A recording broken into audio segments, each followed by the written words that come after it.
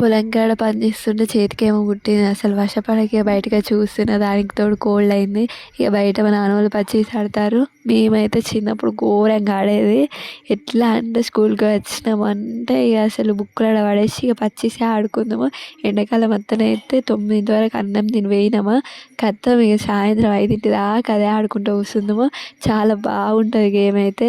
ఆ కాయిన్స్ని పావులు అంటారు. శరీరం మీద పావులు పెట్టుకొని ఇద్దరు ఆడతారు, నలుగురు ఆడతారు, ముగ్గురు కూడా ఆడతారు టీమ్ వైజ్గా. 7 గవ్వలు ఉంటాయి.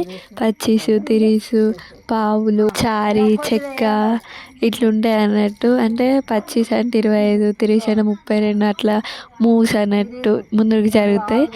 కానీ వీళ్ళ కొట్లాట మాత్రం హైలైట్ ఉంటుంది. ఒకళ్ళు గెలుస్తారంటే అసలు ఒకళ్ళు ఓర్వరు.